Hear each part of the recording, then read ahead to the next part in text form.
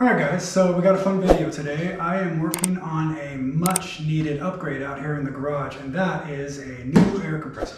So the reason I'm upgrading is because this is what I've been working with for, I'm going to guess, over 10 years now. And it's been a really good air compressor for the size and the package that it actually is. I've probably pushed it harder than I probably should have over the years, and it still is a great machine.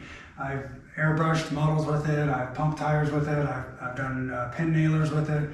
I actually broke it once a couple years ago. I was running an air hammer for 6 straight hours with it, and though it did overheat and pop a seal in the air regulator, it did get the job done, which was great. So I ended up spending like 20 bucks or some ridiculous number on a new voltage or air regulator and putting it in, and it worked, and it still was working to today. So I have no complaints about this this machine. It just doesn't quite run air tools the way I like them to run them, and as I gain more tools in my garage and my hobby grows, I need a little bit bigger tool. So this is what I went with. I went with the Husky 27-gallon air compressor. The reason I went with this is because I wanted to get as big of an air compressor as I could get while still staying within the kind of homeowner range. I don't paint cars, I don't run sanders all day long, I don't need a continuous running air compressor setup, and I'm also kind of restricted to a 120 volt power system here in my garage. So until the day comes when I have a shop and I can have the housing for and the power for 220, and I can run a full 80-gallon tank and a professional air compressor, this was about as big of a unit as I could get. And so I figured this was the most bang for the buck I could come up with for the price that I was trying to shoot for. Now, there's a lot of brands out there, and there's a ton of information and a ton of places to buy them. You can just get them delivered to your door from Amazon if you want. But I have always had really good luck with the Husky brands, this being an example of it. This thing still looks brand new after 10 plus years in hard use. I've bought lots and lots of Husky tools, and I just haven't ever really had any problem with them. So I thought I'll give it another shot, and I will have my next upgrade be another Husky, and hopefully it does a good job and gives me many years of service to come. So I want to get this thing unboxed real quick, and we'll get some testing done on it and a little bit of review for it for you guys. So maybe if you guys are on the fence as to seeing which air compressor you want to upgrade to, maybe this will help you out. So let me get these straps off real quick, and we'll just get this thing going. Okay. Probably don't need those.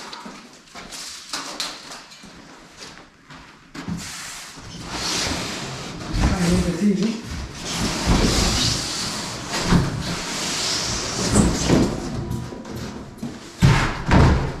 They didn't have to cut the bottom of the box, they kind of just had it set on there, so that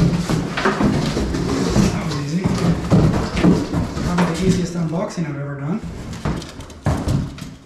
Just get these out of the way.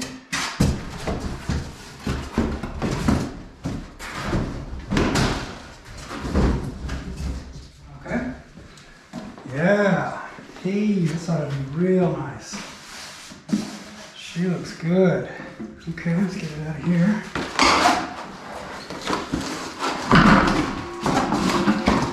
Fabulous. Need this. And that's it.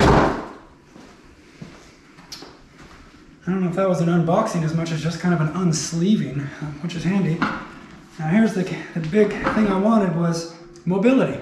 And wow, look at that. It's a big unit and it's nice and heavy, but it's definitely mobile. I almost say it's more convenient than this. This thing here has a handle that comes up, and it does have wheels. You can get this in and out of a truck, obviously a little easier, but this is, you don't have to even bend over. This is really pretty nice. I'm pretty happy about that. Let me turn it around so you can see the stats. Okay. Alright, let's keep this unwound. What do we have here? Nice set of instructions. Okay, a little quick startup guide. Shouldn't be too hard to figure out. Okay, not bad. Now if you can see down here, This has a 200 pound PSI limit. I have 155 on that one. 5.1 SCFM at 90 pounds. And this one here is only running 4.2. So that is a ton. That's a lot in the SCFM world. So that's going to help out a bunch. And the rest of that's just garbly-gook. So they've given me 2 quick disconnects out of the box. The regulator turns and seems to be doing its thing. Pretty basic, pretty easy. I'm pretty happy. And I should have a cock on the bottom to release the pressure.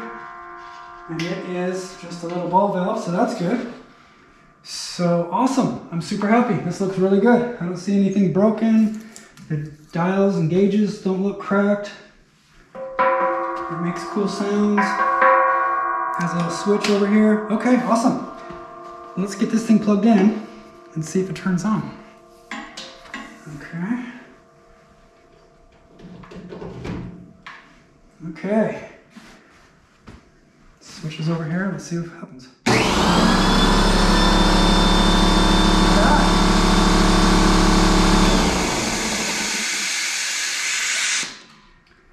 Okay. Had a little ball valve stuck open on that. That's kind of strange, but it turned off. What I'm going to do first time up, I'm going to open the valve down here. It was already building pressure, which is great. That wasn't terribly loud. Honestly, this little guy here was probably twice as loud as that. I mean, that hurt your ears. That was pretty nice for having a lot bigger motor. I went to a 1.7 horsepower motor versus a 1.5, but this thing will blow your eardrums. That was really pretty quiet.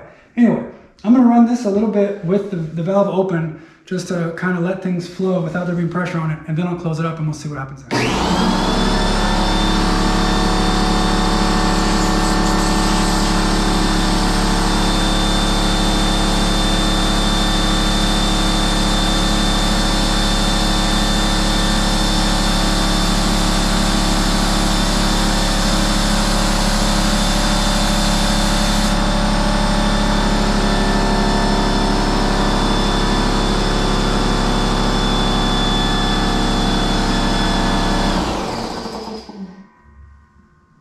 Slows down nice and easy. It starts up nice and easy. It flickered the lights just a little bit, but for having a much larger motor, I was a little afraid it was going to trip the breaker, to be honest with you, but it didn't. It's not bad at all. We'll see how much pressure it built up in just that short amount of time.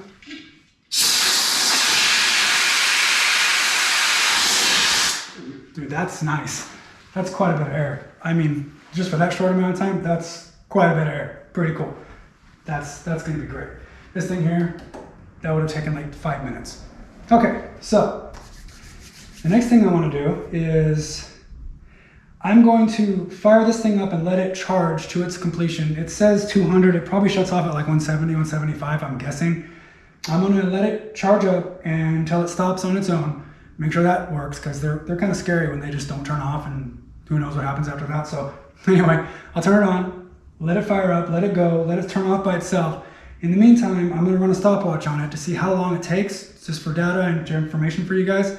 Also, I'll try to get a decibel reading. I've got an app on my phone that'll read decibels, so I'll get those worked up, and we'll see how long this takes and see that it shuts off by itself, and then we can move on. So let me get my phones ready here.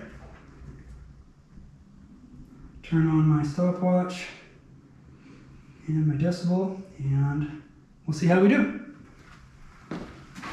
Wish me luck.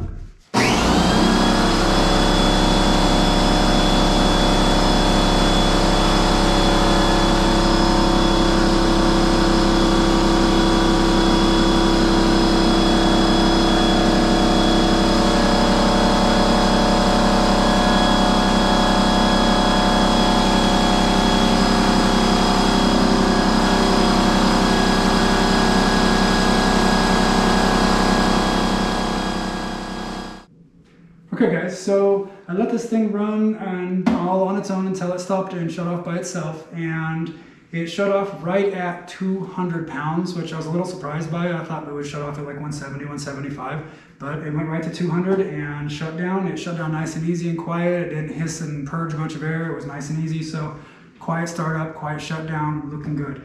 Interesting that it only allows the regulated air to go out to 150, so even though the tank charges to 200, it only shoots your air regulation out to 150. It doesn't bother me. I don't really need 200 pounds on the airline, but I just thought that was interesting. I'm not used to that over here. It's like 100% of one is 100% of the other, so that was interesting. I will tell you the one thing, it was kind of a surprise that, I don't know if it's a game changer for anybody or not, but it took 11 full minutes to fill this bad boy up. I guess I'm probably kind of spoiled because this guy here, I've never timed it, but I'm guessing 1.5 to 2 minutes and it's full. It's only 4 gallons and this is 27, so, you know, and then this has a 1.5 motor and it says 1.7, so, you know, you put the ratio together, this is a lot more work it has to do. But if that means anything about how long it's going to take to vacate the air out of the tank, then that means I'm going to have a lot of use without it having to run all the time and keep kicking on. So we'll see how that goes, but that kind of surprised me and thought I'd let you guys know that. So, and then also you probably saw on the screen with my decibel reader, this thing maxed out at like 71 decibels. I'm not an audio scientist, but I don't think that's that loud. I was expecting maybe like 90 or 100, I don't know, but it just didn't seem like that loud when I turned it on the very first time. I was pretty surprised, and the decibel reader on my phone was 71, so didn't think it was that bad. So anyway, I think our last phase here is to give this thing some testing. So I've got my air hose here that I've been using for years. I will plug it in, see how it works.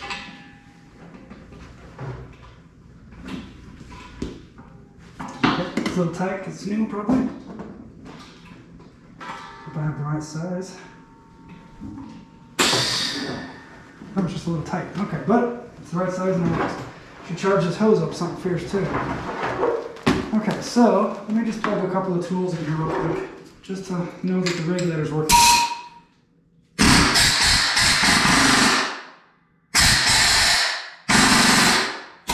That's fine.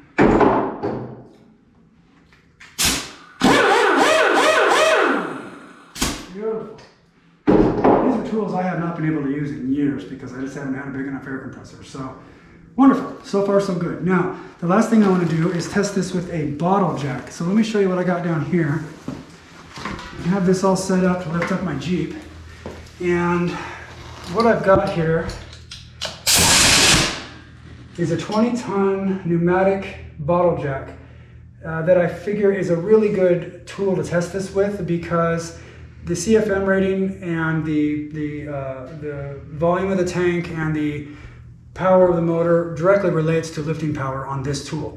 And this is really good because when I try to run this tool and lift this exact setup with my smaller air compressor, it'll lift it up till the tires get to just about to lift off the ground, and when it starts getting some real weight on it, it just doesn't do it. It just can't do it. It makes a thumping noise, but the jack does not lift up anymore. So I'm hoping this would be a great test that once I give this thing the juice, that it will just lift this thing off the ground. So if this thing lifts off the ground without turning that motor back on and recharging, then we have a complete success. So let's give it a shot. I'll give it a go here.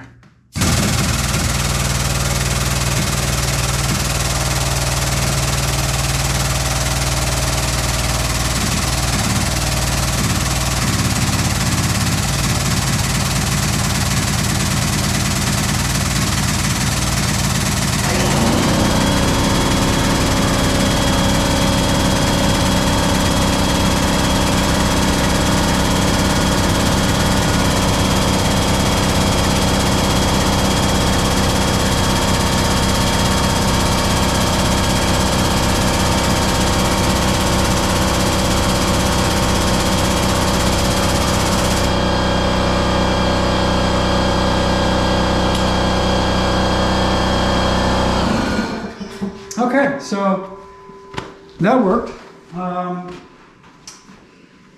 Lifted the car up, no problem. And the motor did have to kick on once. It got down to 150 pounds. So that is a pretty demanding tool. I'm not super surprised that it had to kick on. I would imagine even a larger air compressor would probably have to kick on a little bit.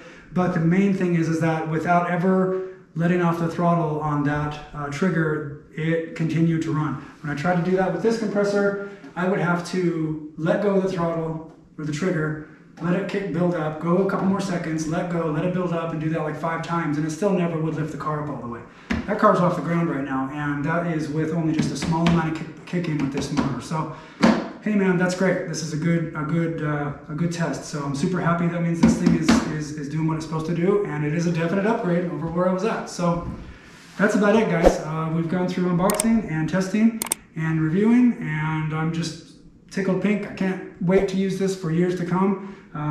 This is going to be a great tool and a great upgrade for me. So hope this helped you guys out, and please don't forget to like and subscribe, and we'll see you on the next one.